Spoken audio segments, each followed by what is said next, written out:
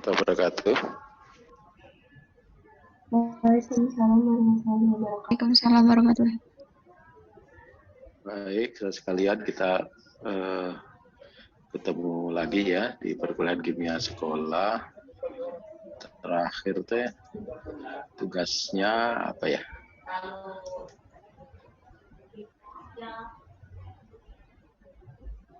Tugas 1.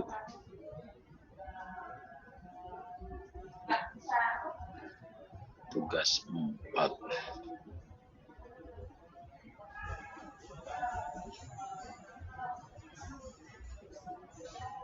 Oke.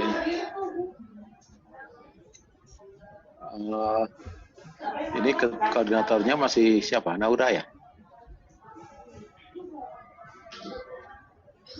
Halo? Iya Pak Naura. Nauranya hadir nggak? Naura ada?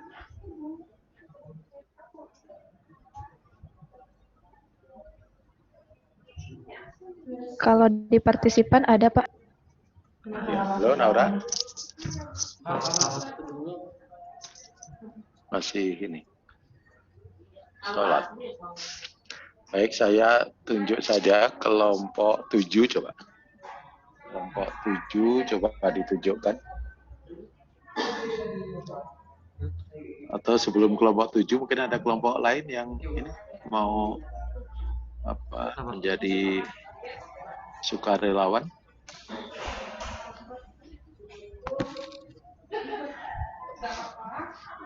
Nggak ada. Silakan kelompok 7. Akang punten ya.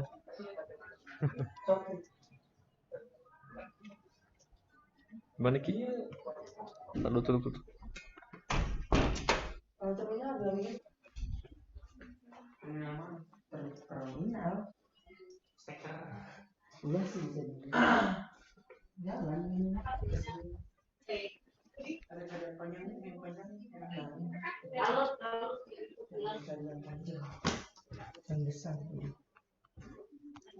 Ya, apa di atas nggak apa?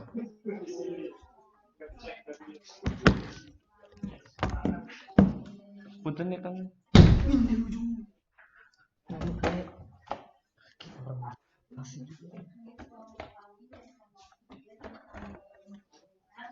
Mana kelompok 7 siapa? Kelompok 7.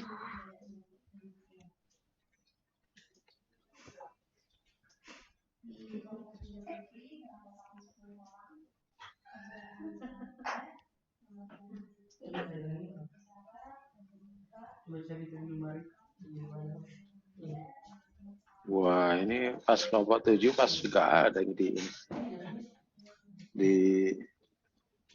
Google Drive yang dikirim. Siapa kelompok 7? Saya Pak, punten Pak. Di ini ada kendala Ahmad sebentar. Sindu. Belum ngirim ke itu Google Drive. Sedang dikirim Pak. Dia ada kendala sebentar. Sak.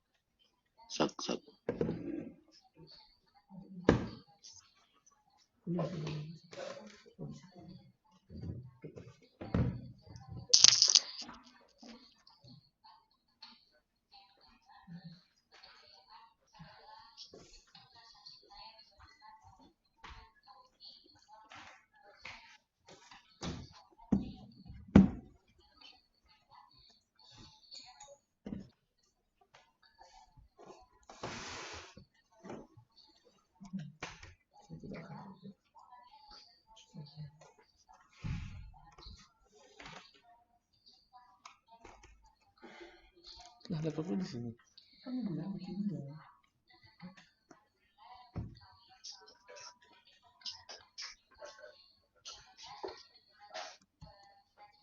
Sebentar ya Pak ya. Ih, Farah.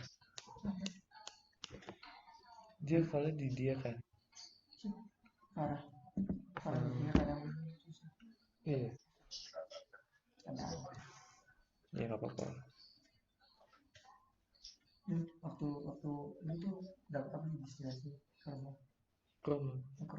oh iya Dulu tadi dapat lumayan. Jadi lu gimana? itu dapat Apaan kroma? Itu dua-duanya. Hah? Sublim. Oh iya, emang susah. Nah, yang lama tuh sama di melting blocknya itu. Iya. Ya Allah. Lu minggu depan kesini lagi berarti kan? Udah selesai semua. Gak tau udah ngambil, tinggal di ini aja, tinggal di bikin apa? Laprak pakai ini kan? Pakai apa? Laprak tuh kan? Pakai apa ya? Sambil nunggu kelompok 7 habis ini ya kelompok 5 coba. Mana kelompok 5? Hadir Bapak. Biasa. Makasih. Kelompok 5 teh Andrean sama Salva. Silakan. Izin sharing Bapak. Ya, silakan. Itu edukasi banget, baca sedikit. Makanya gue sekarang Lu bisa masuk akun WA tapi dari situ. bisa. Sekarang aku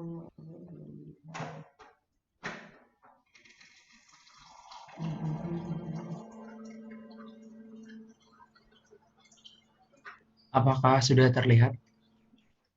Sudah, silakan. Baik. Perkenalkan. Assalamualaikum warahmatullahi wabarakatuh. Selamat sore semuanya. Perkenalkan, saya Andre Nesa Yudhistira bersama dengan rekan saya Salva Aisyah akan menjelaskan kembali gitu ya mengenai kompetensi dasar 3.2 yaitu menganalisis perkembangan model atom dari model atom Dalton, Thomson, Rutherford, Bohr, dan mekanika gelombang. Dan untuk indikatornya yang pertama adalah menjelaskan model atom Dalton, kemudian yang kedua menjelaskan model atom Thomson, yang ketiga menjelaskan model atom Rutherford, yang keempat menjelaskan model atom Bohr, yang kelima menjelaskan model atom mekanika gelombang, serta yang keenam adalah menganalisis perkembangan model atom dari model atom Dalton, Thomson, Rutherford, Bohr, dan mekanika gelombang. Untuk indikator yang pertama yaitu menjelaskan model atom Dalton, di mana diketahui pengetahuan konseptualnya yang pertama adalah unsur terdiri dari partikel-partikel terkecil, padat, dan tidak dapat dibagi lagi yang disebut sebagai atom. Kemudian yang kedua, semua atom dari unsur tertentu memiliki sifat identik yang berbeda dari unsur lainnya. Selanjutnya, senyawa tersusun atas atom-atom lebih dari satu unsur. Dalam senyawa apapun, rasio jumlah atom dari setiap dua elemen yang ada adalah bilangan bulat atau pecahan sederhana. Kemudian, atom tidak dapat diciptakan, dimusnahkan, atau diubah menjadi atom lain melalui perubahan kimia atau fisika. Reaksi yang terjadi hanya melibatkan pemisahan, kombinasi, atau penataan ulang atom. Nah, untuk pengetahuan faktualnya itu ya, untuk yang postulat pertama bahwa atom itu merupakan partikel terkecil, bisa ditunjukkan gitu ya bahwa butiran-butiran halus tepung gitu ya tidak dapat dibagi menjadi partikel yang lebih kecil karena kita ketahui bahwa butiran-butiran tepung ini sangat-sangat kecil, jadi akan sulit untuk dibagi. Kemudian sifat identik gitu ya. Yang pertama, ketika api dimasukkan ke dalam gas oksigen, api akan membesar. Namun ketika api dimasukkan ke dalam gas hidrogen, api akan membesar namun nyala apinya cenderung menghilang dengan cepat. Nah, selanjutnya ada contoh selanjutnya yaitu besi lebih berat daripada aluminium. Kemudian besi bersifat feromagnetik karena memiliki daya tarik yang kuat terhadap magnet, sedangkan aluminium bersifat paramagnetik karena daya tarik yang lemah terhadap magnet. Nah, selanjutnya untuk pengetahuan faktual mengenai senyawa tersusun lebih dari satu unsur dengan rasio bilangan bulat atau pecahan itu dilihat di sini ada contoh percobaan reaksi Mg atau magnesium dengan oksigen, di mana datanya sebagai berikut. Kemudian dari data di atas ini sesuai gitu ya dengan hukum perbandingan tetap. Karena ya gitu ya, perbandingan dari data 1, 2, 3, dan 4, perbandingan massa magnesium dibandingkan dengan massa oksigen dalam senyawa magnesium adalah selalu 12:8 atau 3:2. Ini sesuai gitu ya dengan rasionya itu katanya bilangan bulat atau pecahan sederhana. Nah, kemudian ada di tabel selanjutnya reaksi antara nitrogen dengan oksigen. Di sini ada yang menghasilkan N2O, NO, N2O3, N2O4. Bisa dilihat datanya dan bisa dilihat perbandingannya jika dibandingkan gitu ya. Perbandingannya itu 1:2:3 dan banding 4. Jadi seperti yang dibilang di awal bahwa rasionya itu berupa bilangan bulat atau pecahan sederhana gitu. Kemudian untuk postulat yang selanjutnya itu reaksi kimia yang hanya terjadi melibatkan pemisahan kombinasi tanda ulang. Nah, contohnya gitu ya, ketika NaOH dengan HCl direaksikan menghasilkan NaCl dan H2O. Ini reaksinya. Dan dari reaksinya dapat dilihat bahwa tidak ada atom suatu unsur yang hilang selama reaksi itu, melainkan hanya terjadi pemutusan ikatan dan pembentukan ikatan sehingga terjadi penataan ulang atom. Karena itu bagian proseduralnya yang untuk menunjukkan bahwa atom merupakan partikel terkecil bisa diilustrasikan gitu ya, untuk membagi butiran-butiran halus tepung. Kemudian kalau sifat identik bisa dengan melakukan eksperimen pemberian api ke dalam gas hidrogen dan oksigen, dan juga bisa dengan membandingkan antara logam besi dengan logam aluminium dengan ukuran yang sama.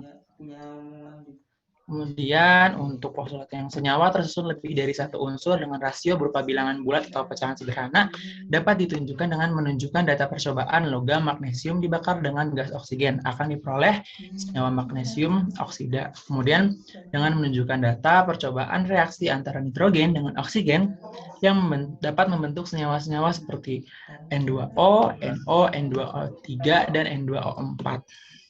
Nah, untuk yang postulat terakhir, reaksi kimia yang terjadi hanya melibatkan pemisahan, kombinasi, atau penataan ulang dapat ditunjukkan dengan reaksi gitu antara NaOH dengan HCl. Ini itu untuk yang indikator yang pertama mengenai atom Dalton. Kemudian yang kedua adalah indikator yang kedua yaitu menjelaskan model atom Thomson, di mana kalau pengetahuan konseptualnya adalah Thomson menyatakan bahwa atom merupakan bola yang bermuatan positif dan di dalamnya tersebar muatan negatif atau elektron. Nah, apa sih gitu ya pengetahuan faktualnya? Pengetahuan faktualnya adalah bukti yang paling meyakinkan untuk keberadaan elektron datang dari percobaan tabung sinar katoda yang dilakukan oleh Thomson, di mana ketika percobaan tersebut dilakukan terdapat sinar yang berjalan dalam garis lurus menuju anoda gitu ya. Anoda itu kan elektroda yang positif dan menyebabkan dinding di seberang katoda bersinar. Ini ilustrasi gambarnya. Kemudian ketika sebuah objek yang ditempatkan di jalur sinar katoda memberikan bayangan pada layar fluoresen seng sulfida yang ditempatkan di dekat anoda, bayangan menunjukkan bahwa sinar berjalan dari katoda bermuatan negatif menuju anoda bermuatan positif.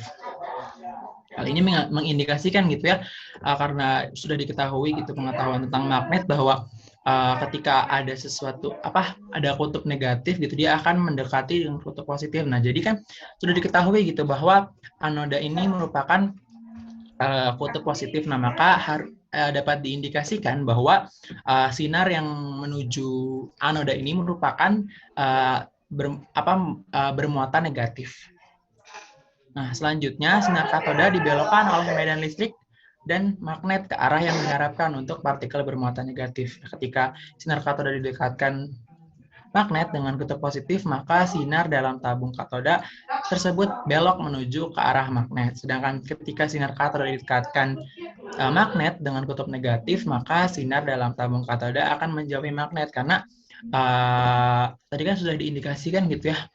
Di sini dibuktikan kembali gitu, ketika didekatkan dengan yang negatif malah menjauhi, berarti dapat diketahui gitu bahwa sinarnya ini merupakan bermuatan negatif.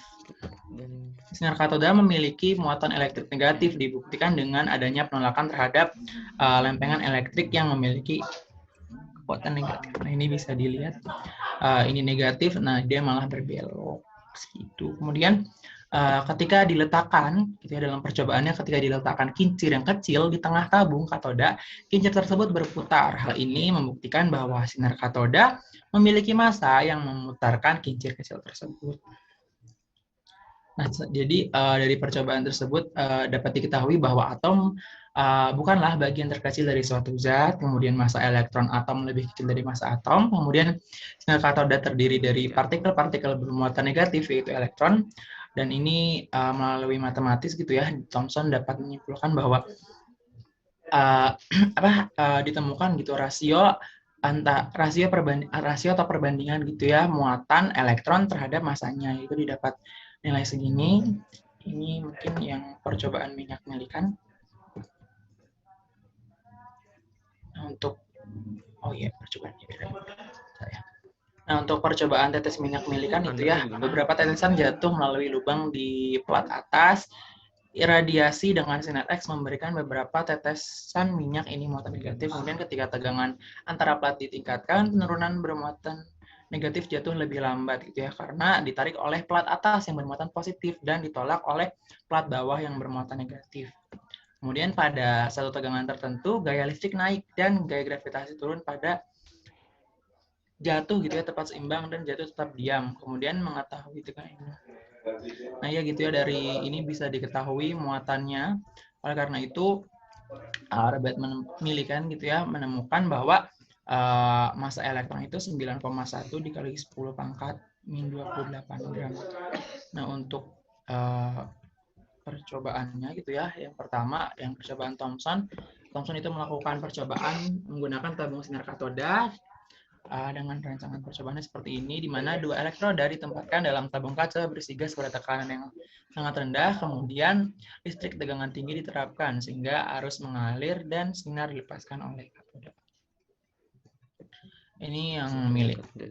Setelah percobaan Thomson, Millikan melakukan percobaan tetes minyak. Dalam eksperimen, Millikan meneliti gerakan tetesan kecil minyak yang mengambil muatan statis dari ion di udara. Dia menangguhkan tetesan bermuatan di udara dengan menerapkan medan listrik dan mengikuti gerakan mereka melalui mikroskop. Percobaannya, tetesan minyak bulat kecil diproduksi oleh alat penyemprot. Massa tetesan bola dapat dihitung dari volumenya dan massa jenis minyak yang diketahui. Selanjutnya yang Rutherford.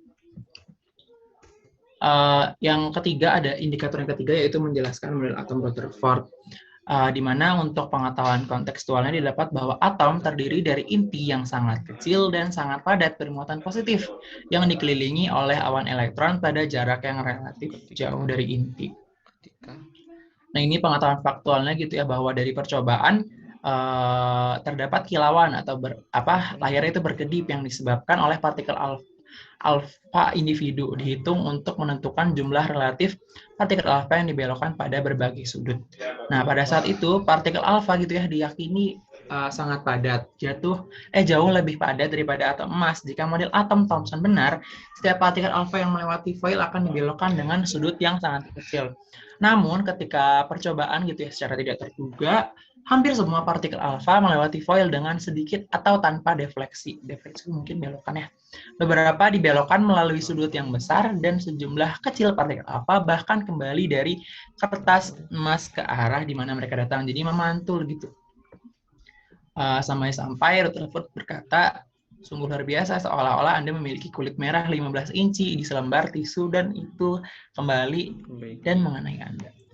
Nah, dari hasil analisis Rutherford menunjukkan bahwa hamburan partikel bermuatan positif disebabkan oleh gaya tolak-menolak dari daerah-daerah bermuatan positif yang sangat padat dalam kertas emas. Ia menyebutkan bahwa massa salah satu daerah ini hampir sama dengan massa atom emas, tetapi diameternya tidak lebih dari 1/10.000 diameter atom. Nah, ketika dicoba lagi gitu ya dengan logam lain gitu ya, selain emas, ternyata hasilnya serupa gitu, sehingga Rutherford mengatakan bahwa teori Thomson itu sudah tidak berlaku lagi gitu, atau tidak bisa diterapkan karena hasil percobaan dengan apa yang telah disampaikan pada yang telah disampaikan oleh Thomson itu berbeda. Nah, makanya Rutherford ini menyarankan bahwa setiap atom itu mengandung pusat kecil tapi masif bermuatan positif yang disebut dengan inti atom atau nukleus.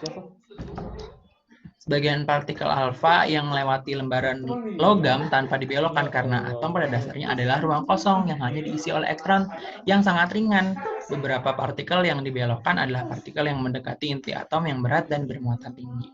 Nah, oleh karena itu, dari percobaan Rutherford ini dapat disimpulkan gitu ya bahwa atom terdiri dari inti atom yang bermuatan positif dan elektron-elektron yang bergerak mengelilingi inti. Kemudian sebagian besar massa setiap atom emas dan semua muatan positifnya berada di wilayah yang sangat kecil dan sangat padat yang disebut dengan nukleus atau inti atom. Kemudian sebagian besar volume atom adalah ruang kosong di mana elektron yang sangat ringan bergerak di sekitar inti. Kemudian selama mengitari inti, gaya sentripetal pada elektron terbentuk oleh gaya tarik-menarik antara elektron dengan gaya inti atom atau gaya Coulomb. Nah, untuk pengetahuan proseduralnya gitu ya, ini percobaan penembakan sinar alfa ke lempengan emas oleh Ernest Rutherford bersama dengan kelompoknya, di mana mereka ini membombardir selembar kertas emas yang sangat tipis dengan partikel alfa yang sudah diketahui bahwa partikel alfa ini bermuatan positif gitu ya dari sumber radioaktif.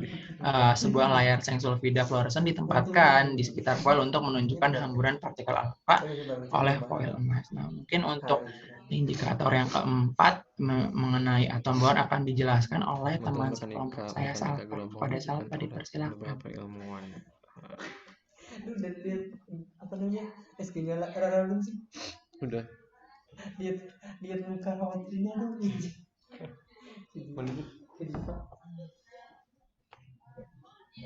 Mungkin Salvanya masih ada gangguan jaringan. Baik, akan saya lanjutkan. Indikator yang keempat adalah menjelaskan model atom bor, di mana untuk pengetahuan konseptualnya didapat bahwa atom terdiri dari inti atom yang mengandung proton dan neutron dan dikelilingi oleh elektron yang berputar pada orbitnya dengan tingkat energi tertentu. Nah, model atom bor ini juga disebut dengan model atom tata surya. Untuk pengetahuan faktualnya, pada tahun 1913, Niels Bohr, seorang fisikawan Denmark, memberi penjelasan untuk pengamatan Balmer dan Rydberg, di mana dia menulis persamaan yang menggambarkan elektron atom hidrogen berputar di sekitar nukleusnya di salah satu orbit melingkar tertentu. Dia menambahkan syarat bahwa energi elektronik terkuantisasi, yaitu hanya nilai energi elektronik tertentu yang mungkin. Hal ini membuatnya menyarankan bahwa elektron hanya dapat berada dalam orbit tertentu dan bahwa mereka menyerap atau memancarkan energi dalam jumlah tertentu saat mereka berpindah dari satu orbit ke orbit lainnya. Setiap orbit dengan demikian sesuai dengan tingkat energi tertentu untuk elektron. Ketika sebuah elektron dieksitasi dari tingkat energi yang lebih rendah ke tingkat energi yang lebih tinggi, ia menyerap sejumlah energi tertentu atau terkuantisasi. Ketika elektron jatuh kembali ke tingkat energi semula, ia memancarkan jumlah energi yang persis sama dengan yang diserapnya saat bergerak dari tingkat energi yang lebih rendah ke tingkat energi yang lebih tinggi. Dari analisis dengan spektroskopi, spektrum yang terdiri dari garis-garis warna disebut spektrum garis. Hal ini terjadi karena pemijaran sampel memberikan energi, menyebabkan berpindahnya elektron dari lintasan tertentu ke lintasan yang lain, menghasilkan gelombang elektromagnetik dengan panjang gelombang tertentu yang harganya berada di antara daerah inframerah dan ultraviolet. Gelombang ini menghasilkan garis-garis spektrum yang mengumpul pada suatu deret spektrum.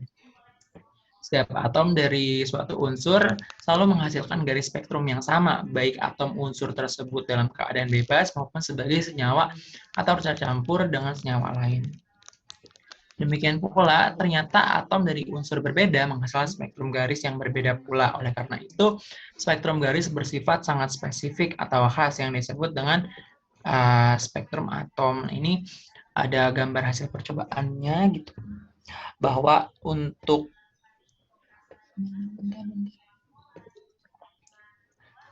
raksa spektrum garisnya seperti itu, untuk neon spektrum garisnya berbeda lagi, dan untuk hidrogen juga spektrum garisnya tidak sama dengan yang ada pada raksa maupun pada neon. Nah, sehingga spektrum hidrogen ini terdiri dari beberapa garis spektrum yang dapat digolongkan dalam kelompok tertentu gitu ya. Terdapat 5 seri spektrum, yaitu seri Balmer pada daerah spektrum terlihat, seri Lyman pada daerah spektrum ultraviolet, juga seri Paschen, seri Brackett, dan seri Von yang berada di daerah spektrum infrared. Ditemukan bahwa spektrum garis atom hidrogen memiliki pola garis spektrum pada jarak tertentu yang khas sesuai dengan seri Balmer itu pada spektrum terlihat. Nah, oleh karena itu dari fakta-fakta yang di situ disampaikan secara lebih singkat bahwa elektron yang berpindah dari satu lintasan ke lintasan yang lain dengan menyerap atau memancarkan energi terkuantisasi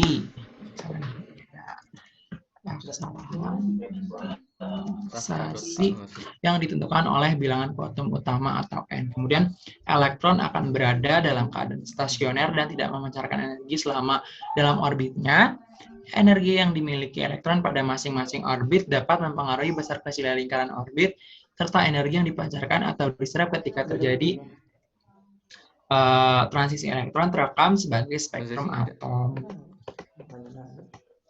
Nah, untuk percobaannya mungkin bisa ini ilustrasi percobaannya, di mana percobaan spektrum atom hidrogen yang dilakukan oleh Bohr dengan melewatkan seberkas sinar matahari melalui sebuah prisma dan merekam spektrum garisnya dalam analisis kimia dengan menggunakan spektroskop. Contoh yang dianalisis atau sampel dipanaskan sampai pijar. Cahaya yang dihasilkan kemudian dilewatkan melalui suatu prisma yang dihasilkan dan dihasilkan suatu pola garis atau spektrum yang terekam dalam foton. Mungkin ini contoh percobaannya. Mungkin kalau yang hasilnya ini sebenarnya ada di yang faktual. Mungkin itu untuk indikator yang keempat, yaitu mengenai model atom Bohr. Untuk indikator yang kelima, yaitu mengenai menjelaskan model atom mekanika kuantum, akan dilanjutkan oleh teman saya Salva Aisyah. Kepada Salva dipersilakan. Baik, untuk selanjutnya ada menjelaskan model atom dari mekanika kuantum. Untuk pengetahuan konseptualnya, model atom mekanika kuantum menyatakan bahwa atom terdiri dari inti atom yang bermuatan positif dan dikelilingi oleh awan-awan elektron. Dan untuk pengetahuan faktualnya, Max Planck mengemukakan bahwa intensitas cahaya yang dipancarkan dari suatu benda hitam berbeda-beda sesuai dengan panjang gelombang cahaya. Nah, menurut Planck ini, benda hitam menyerap energi dalam berkas-berkas kecil dan memancarkan energi yang diserapnya dalam berkas-berkas kecil pula. Berkas-berkas kecil itu selanjutnya disebut sebagai kuantum. Dan selanjutnya Einstein melanjutkan dengan menggunakan percobaan efek fotolistrik, dan dikatakan oleh Einstein bahwa gelombang cahaya dapat berperilaku seperti partikel. Namun hanya cahaya dengan frekuensi atau energi tertentu yang mampu menghamburkan elektron-elektron pada permukaan logam natrium, yaitu energi foton harus sama dengan energi yang diperlukan untuk memindahkan elektron ditambah dengan energi kinetik dari elektron yang terhambur. Kemudian Louis de Broglie mengemukakan tentang sifat dualisme materi, yaitu materi bukan hanya sekedar sebagai partikel seperti yang dikatakan oleh Einstein, tapi juga dapat bersifat sebagai gelombang. Dan kemudian Heisenberg mengemukakan tentang teori ketidakpastian yang menyatakan bahwa tidak mungkin dapat mengetahui secara akurat posisi momentum maupun posisi elektron secara bersamaan. Kemudian dilanjutkan oleh Erwin Schrödinger yang sependapat dengan Heisenberg bahwa kedudukan elektron dalam atom tidak dapat ditentukan secara pasti, namun yang dapat ditentukan adalah kebolehjadian menemukan elektron pada suatu titik pada jarak tertentu dari intinya. Ruangan yang memiliki kebolehjadian tersebut ditemukannya elektron disebut orbital. Nah, untuk menemukan tingkat energi, bentuk, dan orientasi orbital, maka Schrödinger mengemukakan 3 jenis bilangan kuantum yang terdiri dari bilangan kuantum utama, azimut, dan magnetik. Lintasan elektron tidak dapat digambarkan dengan hanya satu garis melingkar, tetapi pola lintasan elektron mengikuti pola gelombang diam. Untuk pengetahuan proseduralnya, jadi pada tahun 1900 Max Planck memutuskan untuk mempelajari radiasi benda hitam. Planck menganggap bahwa permukaan hitam memancarkan radiasi secara terus-menerus sesuai dengan hukum fisika yang diakui saat itu. Namun ternyata asumsi tersebut gagal. Jadi Planck gagal untuk mendapatkan persamaan matematika yang dicarinya dari asumsi tersebut. Nah, kegagalannya ini mendorong Planck untuk berpendapat bahwa hukum mekanika yang berkaitan dengan kerja suatu atom sedikit banyak berbeda dengan hukum Newton. Max Planck mulai berasumsi bahwa permukaan benda hitam tidak menyerap atau memancarkan energi secara kontinu, melainkan berjalan sedikit demi sedikit dan secara bertahap. Nah, akhirnya pengakuan terhadap hasil karya Planck ini datang perlahan-lahan karena pendekatan yang ditempuh merupakan cara berpikir yang baru. Kemudian Albert Einstein melakukan eksperimen dengan menembakkan cahaya pada permukaan logam natrium dan mengamati partikel-partikel atau elektron-elektron pada permukaan logam terhambur dengan kecepatan tertentu. Sebelum eksperimen Davison-Germer pada tahun 1924, Louis Victor de Broglie merumuskan secara empiris bahwa semua partikel atau materi, tidak hanya cahaya, memiliki sifat alami seperti gelombang. Gelombang dalam mekanika klasik memiliki sifat-sifat seperti interferensi, difraksi, dan polarisasi. Nah, pada tahun 1927, hipotesa de Broglie ini dikonfirmasi oleh 2 eksperimen yang dilakukan secara terpisah. Yang pertama, oleh George Paget Thomson yang melakukan eksperimen dengan melewatkan berkas elektron ke dalam film tipis logam dan mengamati pola difraksi dari elektron yang terhambur dari permukaan logam. Sedangkan yang kedua di tempat terpisah oleh Davison dan Germer menembakkan elektron-elektron dengan kecepatan rendah ke dalam kristal nikel dan mengukur intensitas elektron-elektron yang terhambur dari permukaan kristal nikel pada sudut hamburan yang berbeda. Kemudian selanjutnya, teori kuantum modern dikembangkan dalam perhitungan energi partikel atau elektron menggunakan persamaan gelombang yang dirumuskan oleh Erwin Schrödinger, sehingga dikenal dengan persamaan Schrödinger. Persamaan ini bersama dengan prinsip eksklusi Pauli yang menyatakan bahwa elektron dan partikel fermion lain tidak dapat memiliki keadaan kuantum yang sama, merupakan dasar bagi penerapan teori kuantum modern dalam menjelaskan efek Zeeman, atom berelektron banyak, osilator harmonis, dan atom hidrogen. Untuk selanjutnya dikembalikan ke Andre. Kita kan bareng ya? Sama Naum juga? Naum sih enggak ya? Sekelompok Ki. Oh iya. Baik, terima kasih Salva. Nah, untuk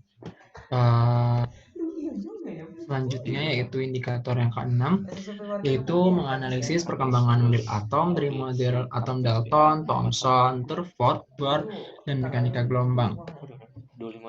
Nah, Dalton merupakan orang yang pertama menyampaikan tentang teori atom modern gitu ya.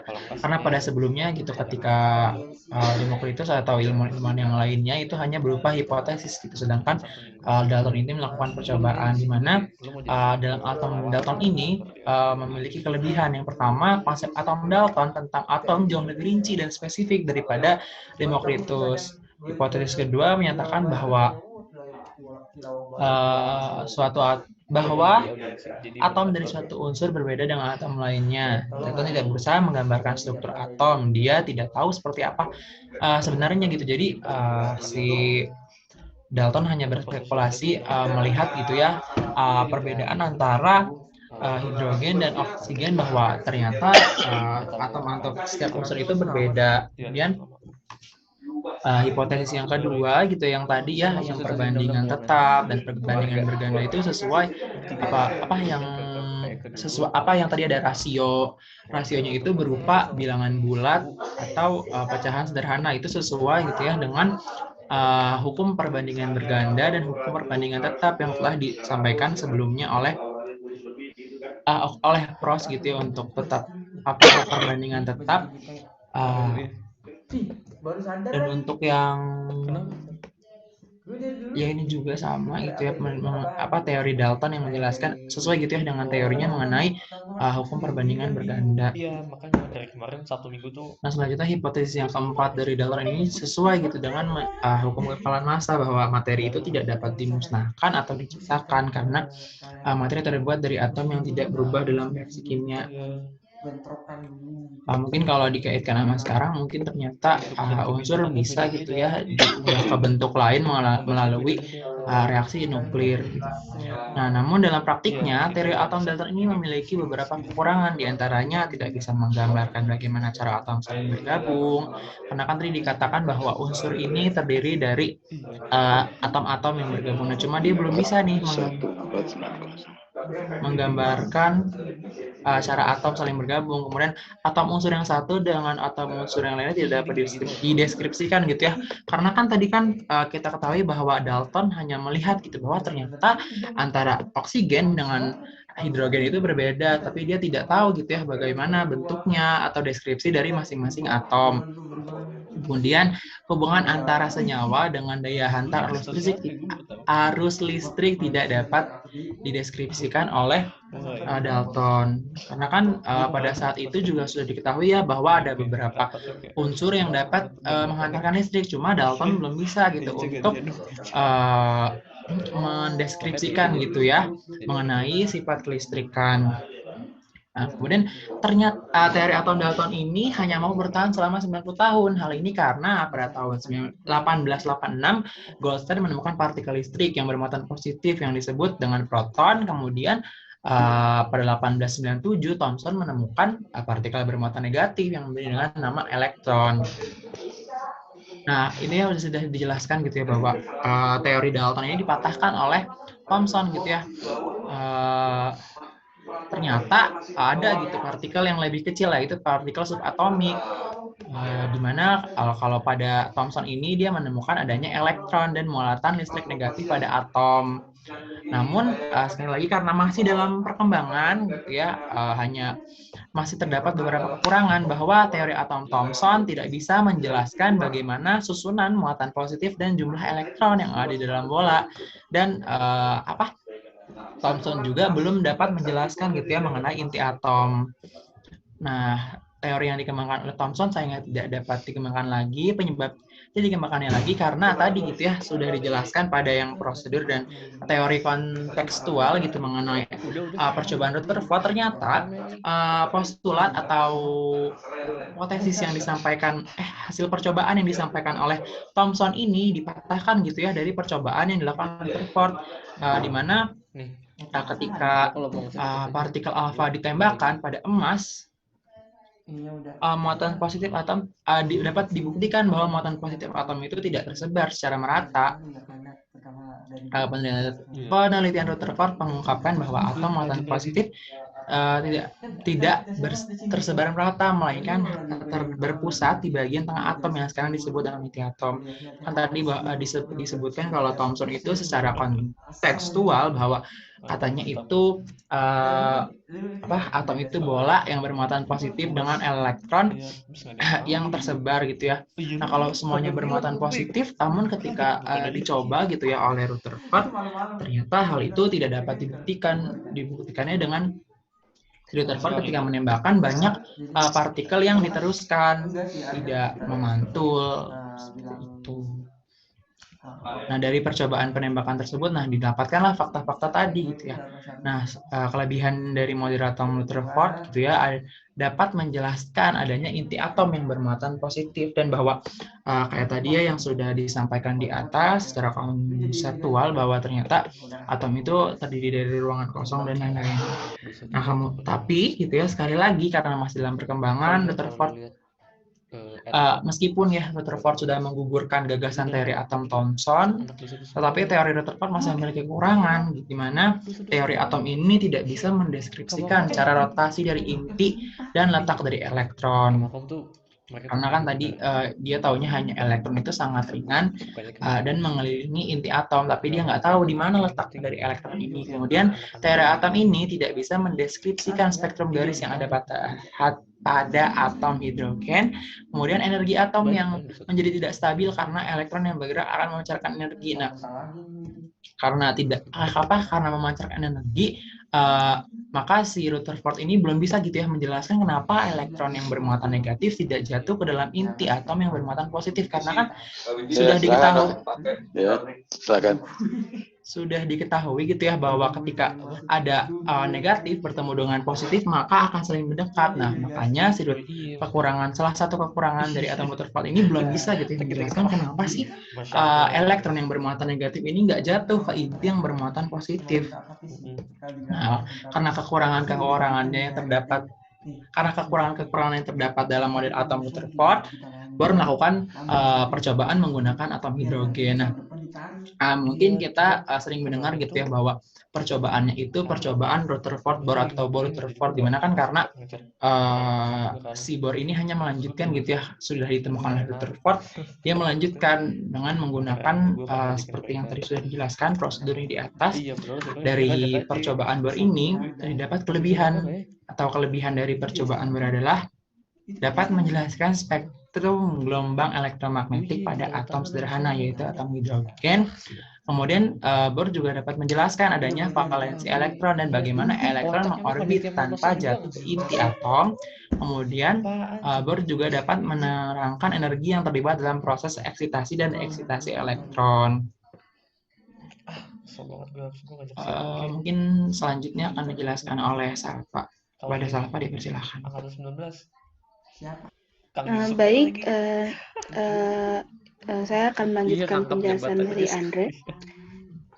Jadi dari kelebihan percobaan Bohr ini masih ada kekurangannya, yaitu model atom Bohr ini tidak dapat menjelaskan spektrum gelombang elektromagnetik pada atom dengan banyak elektron.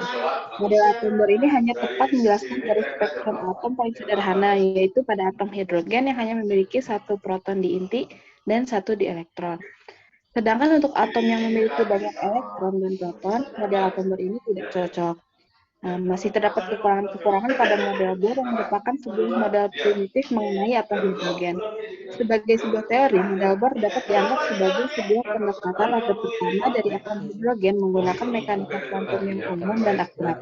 Dan dengan demikian dapat dianggap sebagai model yang telah usang. Oleh karena itu, untuk menjelaskan kekurangan-kekurangan yang ada pada atom Bohr, serangkaian percobaan dilakukan oleh peneliti-peneliti sehingga ditemukanlah sebuah teori mengenai mekanika kuantum. Nah, sehingga didapatkan fakta-fakta mengenai atom dan materi. Untuk kelebihan dari mekanika kuantum itu, pertama dapat menjelaskan dualisme materi, yang kedua dapat menjelaskan posisi kebolehjadian ditemukannya elektron saat mengorbit, yang ketiga dapat mengetahui pola lintasan elektron, dan yang keempat dapat mengukur perpindahan energi.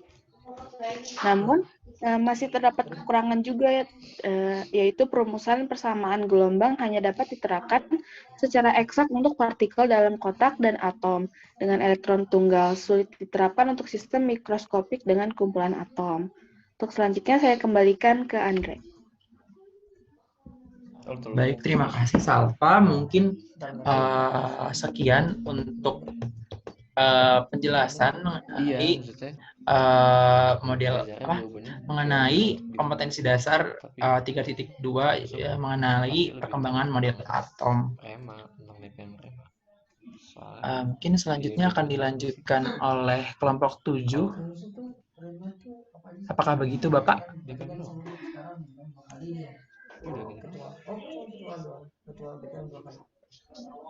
Siapa?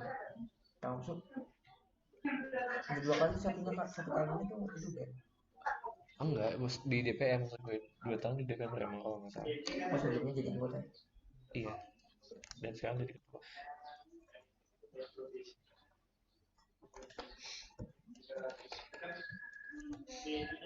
Jadi kayak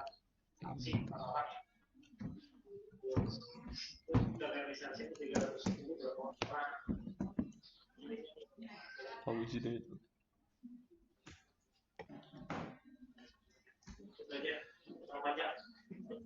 Assalamualaikum Pak, apakah suara saya terdengar? Tapi bapaknya lagi di luar.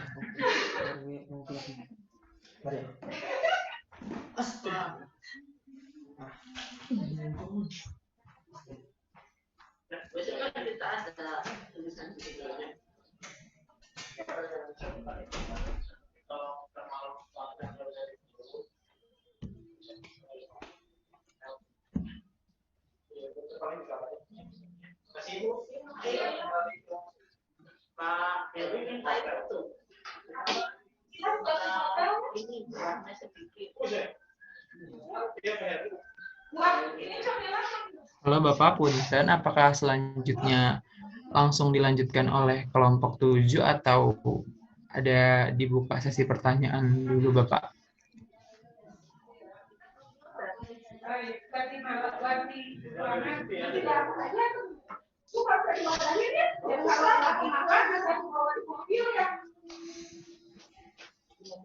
Akang mungkin boleh numpang ngecas nggak Kang?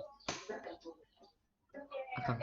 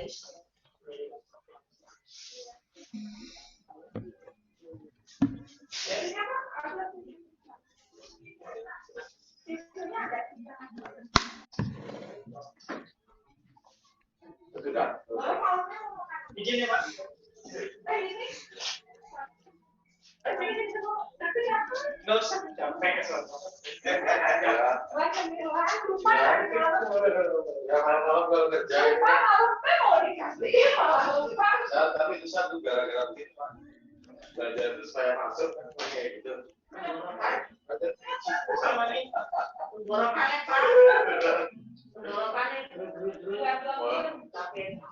Menurunkan itu susah ya. Iya betul Pak. Kalau naik itu cepat. Terima kasih ya Pak. Ya. Jadi ibu sampai kapan Bu? Kalau Bapak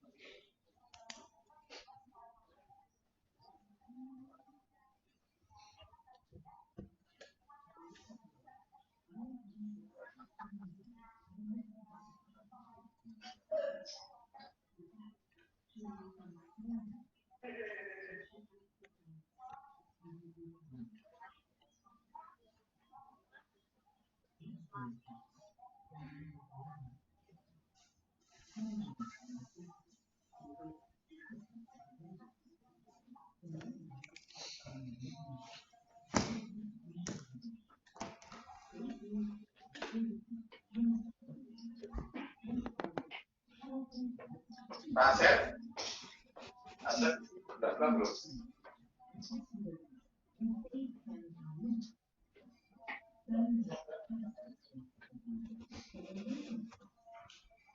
Halo, kontak nggak siapa?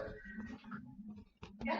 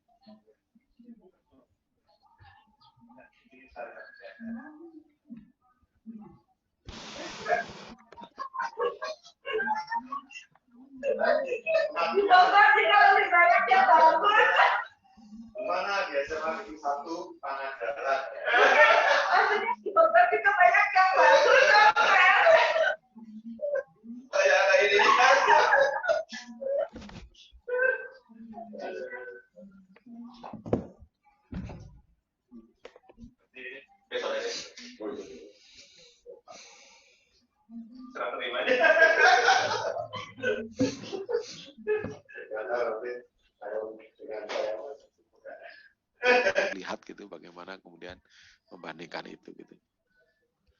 Nah, baik, sampai sini dulu mungkin ada yang mau ditanyakan atau dikonfirmasi, boleh?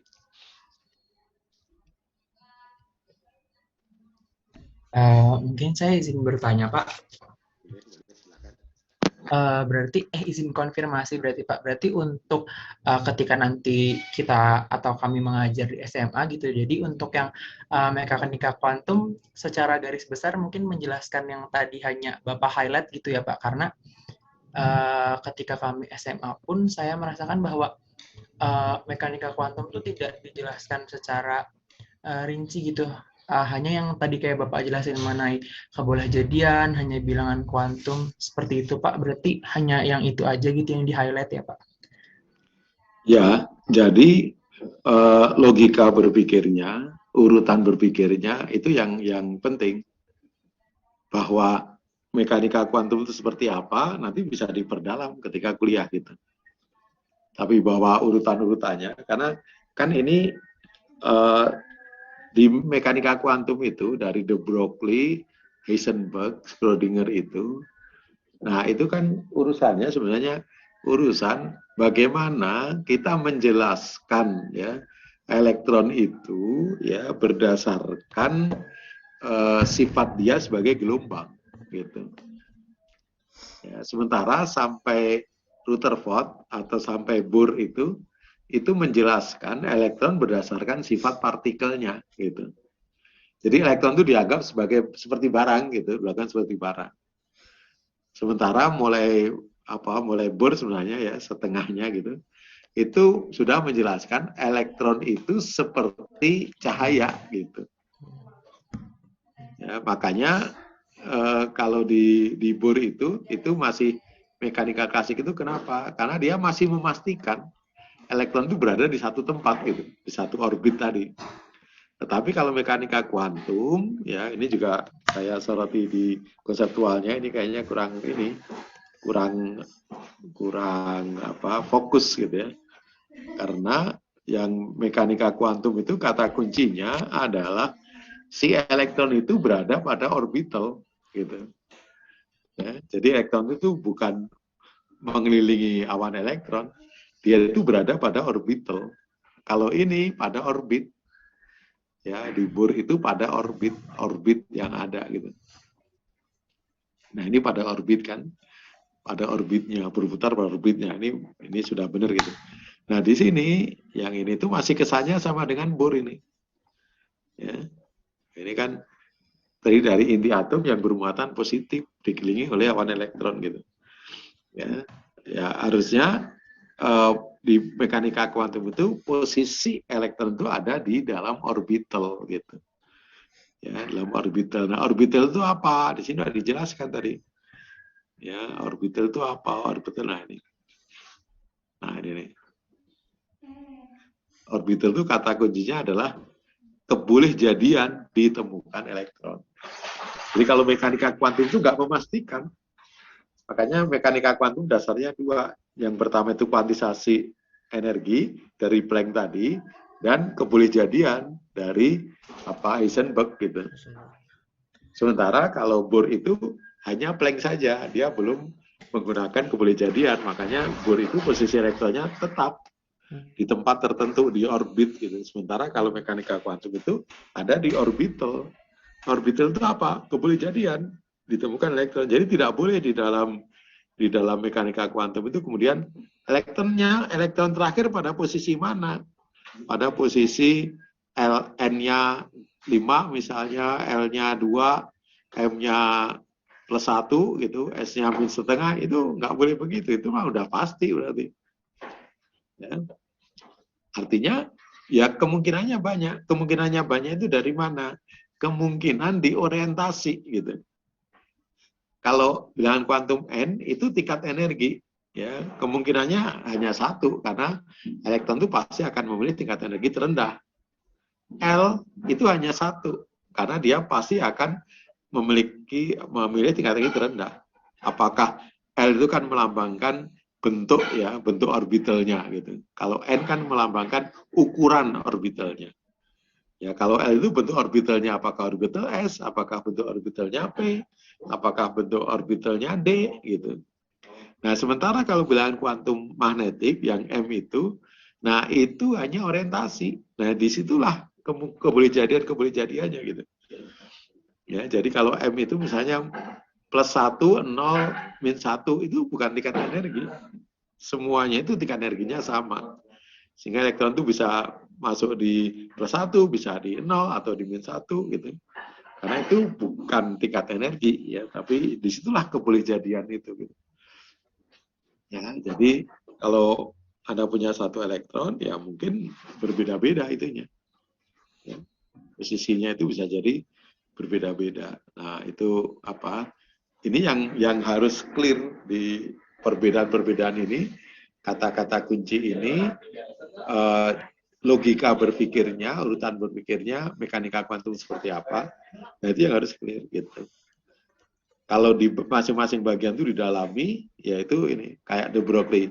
Itu intinya apa sih de Broglie itu? De Broglie itu dia mengatakan bahwa ini kan sebenarnya sebelum de Broglie itu ada namanya percobaan efek fotolistrik. Efek fotolistrik itu membuktikan cahaya itu selain memiliki sifat sebagai gelombang, juga memiliki sifat sebagai partikel gitu.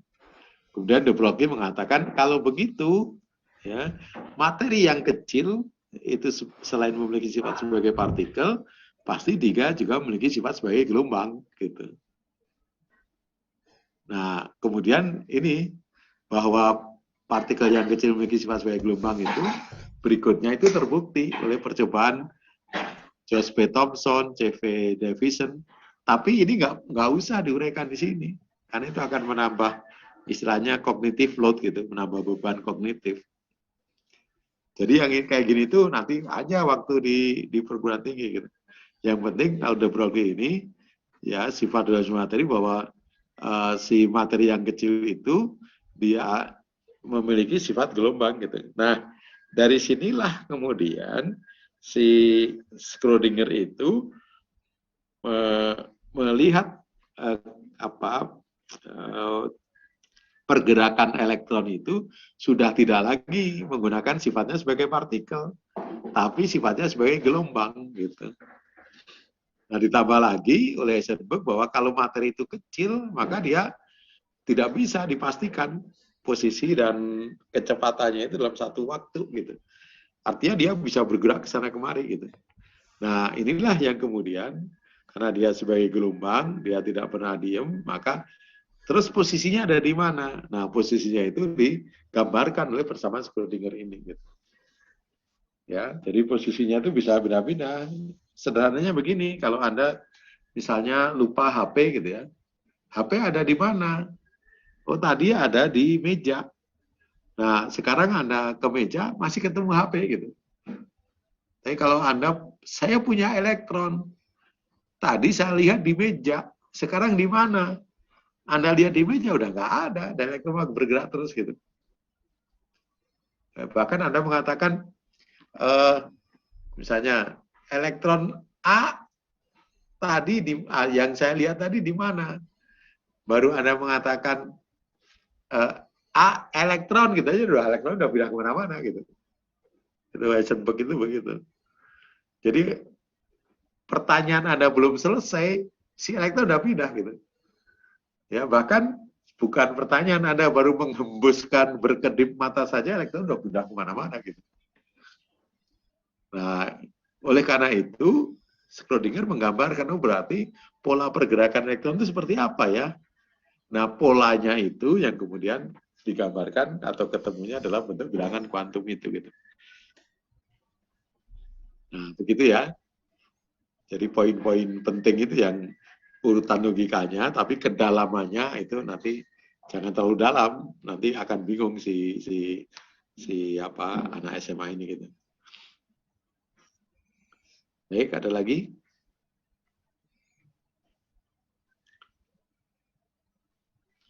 Baik, terima kasih Bapak atas jawabannya. Oke, masih ada?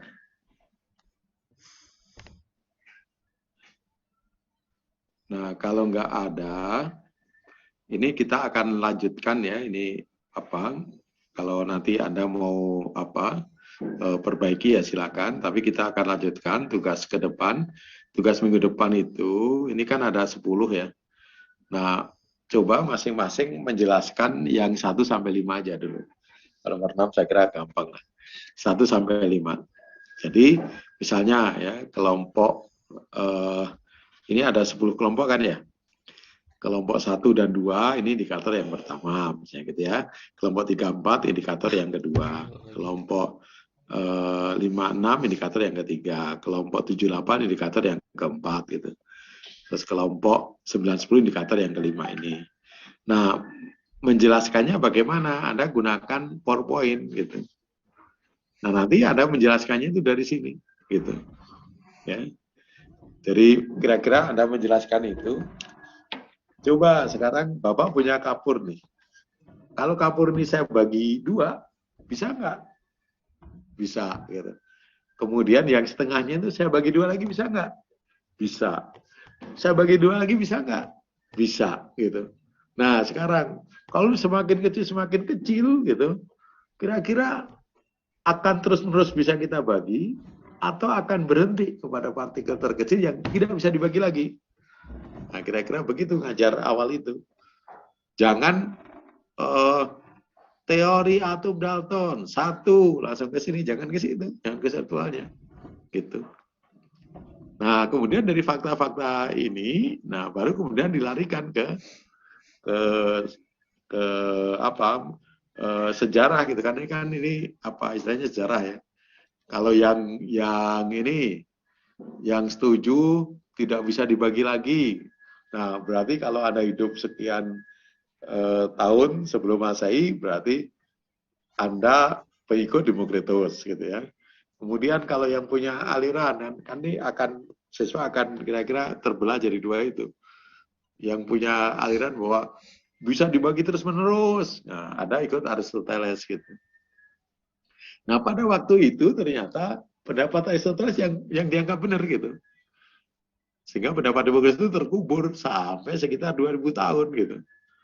Ya, baru kemudian ditemukan oleh Dalton ini gitu. Ya. Jadi Dalton menggunakan teori Demokritus gimana? Nah, ini ya. Baru kemudian anak menggunakan ini unsur dari partikel-partikel yang tidak bisa dibagi lagi tadi. Nah, itu yang pertama. Terus nanti yang kedua, ya, yang kedua Anda langsung katakan ini, eksperimen ini. Coba Bapak punya eksperimen nih, gitu. Ini eksperimen itu bisa Anda lakukan secara langsung, percobaan, bisa dengan video. Ya misalnya saya punya video, ini ada api gitu. Terus saya kasih gas oksigen, saya kasih gas hidrogen, kira-kira sama atau beda apa sih yang terjadi gitu. Berbeda, kenapa gitu. Terus ini misalnya besi sama seng, kira-kira beda nggak gitu. Kenapa berbeda? Ya, kan tadi udah tahu bahwa si partikel itu atas bagian yang terkecil kan yang disebut dengan atom itu. Nah, kita berharap dengan berbagai macam fenomena tadi itu si anak itu bisa menjawab itu. Oh, berarti atom yang satu dengan atom yang lain itu berbeda karena sifatnya berbeda gitu. Terus ada katakan ini besi yang gede, ini besi yang kecil misalnya gitu. Besi yang gede dengan magnet bagaimana? Besi yang kecil dengan magnet bagaimana? Oh ternyata kalau sama-sama besi, ya sifatnya sama, identik gitu. Nah jadi Anda bangun ke sana. Ya, begitu juga yang kemudian yang di bawah gitu, yang misalnya model atomnya ini ya Rutherford gitu ya, atau Thomson gitu ya. Thomson Anda mulai dari percobaan, Bapak punya percobaan nih, gitu, atau kita datang ke lab gitu. Sehingga nanti dia bisa menemukan gitu, oh ternyata ini sinar ini itu dia bergerak lurus, oh ternyata dia punya apa muatan, oh ternyata dia punya massa gitu. Ya, nah ketika dia punya massa, mungkin kalau kan ini rumit menghitungnya, Anda bisa katakan dia memiliki massa, tetapi Thomson itu hanya bisa menemukan perbandingan antara muatan dengan massanya sebesar ini gitu, itu bisa Anda sebutkan gitu. Tapi prosesnya itu nanti Anda ini ya sampai kemudian ketemu si anak ujungnya bisa membuat kesimpulan. Kesimpulannya ya kesimpulan ketika Anda sudah menyimpulkan itu, oh berarti atom terdiri dari apa elektron. Nah, elektronnya itu ada di mana? Nah, kayak begitu sehingga nanti anak bisa buat kesimpulan seperti yang ini, yang Thomson itu gitu ya. Nah, itu student center itu begitu. Nah, begitu juga yang lain nanti. Gitu. Ya, jadi dari bahan ini Anda coba buat PPT-nya, nah nanti Anda sampaikan, Anda ajarkan gitu. Ya, Anda ajarkan. Begitu. Paham maksudnya ya? Sudah terbayang belum yang Anda akan lakukan? Ya, jadi Anda dari sini nanti melakukannya itu dari yang prosedural. Prosedural kan nanti ketika prosedur ini diterapkan, kan Anda dapat data, fakta ini. Data ini itu Anda bawa agar anak bisa membuat apa konseptualnya gitu. Nah proses ini yang cukup rumit gitu. Ya harus logis, harus runut, harus dengan langkah-langkah yang kecil gitu. Ya supaya anak bisa membangun konsep ini gitu. Nah ini yang seringkali saya istilahkan dengan mengkonstruksi konsep dari data yang ada atau membangun konsep dari data yang ada. Nah proses mengkonstruksi ini yang saya katakan kemarin itu biasanya berhasilnya nanti di apa namanya di kimia sekolah 2 gitu. Nah, kimia sekolah 1 yang penting ada punya keterampilan lah membuat ini, kemudian nanti ada ngajar dari sini kemudian ke situ. Nah dari sini ke sini mungkin ada yang loncat-loncat, yang langkahnya itu ibaratnya kalau mungkin ada dari misalnya ya dari Bandung ke Jakarta gitu. Nah itu kan harusnya yang dekat misalnya dari Bandung kemudian ke Purwakarta misalnya gitu, Kerawang, Bekasi, Jakarta kan gitu ya. Tetapi kadang-kala membangun ininya itu Anda dari Bandung itu ke Cirebon dulu gitu. Ya, ke Cirebon, terus setelah itu dari Cirebon mungkin ke mana gitu, mungkin ke Semarang misalnya gitu, dari Semarang balik lagi, baru ujung-ujungnya sampai sih ke Jakarta gitu, tapi muter-muter dulu gitu. Nah, mengkonstruksi itu maksudnya ya langkahnya jelas. Dari Bandung itu siswa Anda bawa ke Purwakarta, setelah sampai Purwakarta Anda bawa lagi ke Kerawang, setelah Kerawang Anda bawa lagi ke Bekasi, setelah Bekasi Anda bawa lagi ke Jakarta gitu. Nah itu sehingga prosesnya memang panjang dan langkah-langkahnya harus kecil-kecil gitu supaya anak itu bisa mengikuti dengan baik. Nah begitu ya, jadi ini ada wujudkan dalam PPT. Nah kalau ini nanti sudah oke, nanti baru kita masuk di indikator berikutnya. Anda kerja lagi dari awal di kompetisi dasar berikutnya. Anda kerja lagi mulai dari indikatornya, ya kemudian tabelnya ini, kemudian PPT-nya, kemudian diajarkan. Oke, sudah paham? Masih ada yang mau ditanyakan?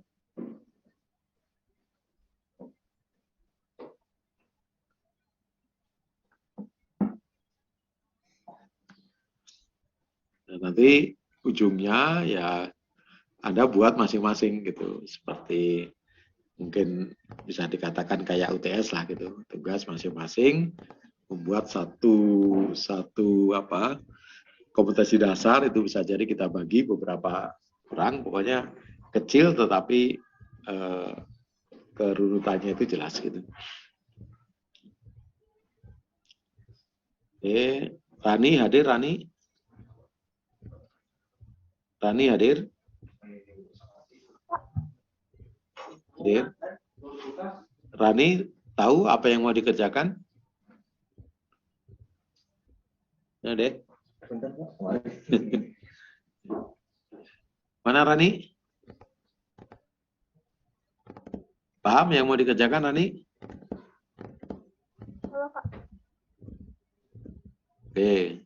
Hilda, ada Hilda? Mana Hilda? Ada Pak. Paham yang mau dikerjakan? Lumayan paham.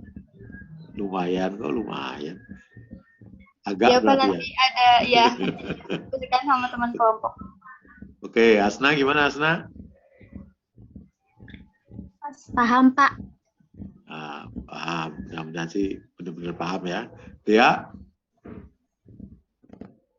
Insya Allah paham Pak. Rara? Mana suara Rara? Iya Pak, insya Allah paham.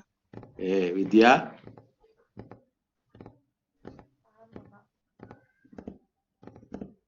Gimana Widya? Suaranya belum terdengar? Paham Bapak. Kalau masih ya. Baik, Naura?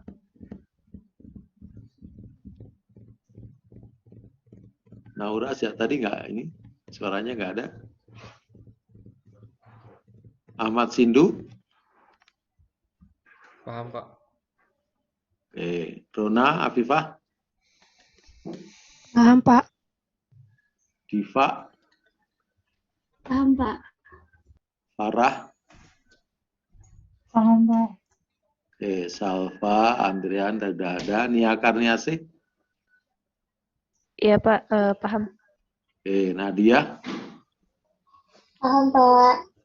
Beatrice? Paham, Pak.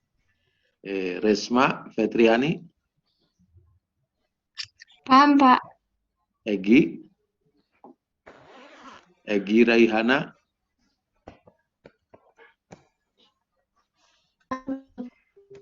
Mana ada ya? Tadi yang belum ada teh Naura. Naura udah nyambung belum?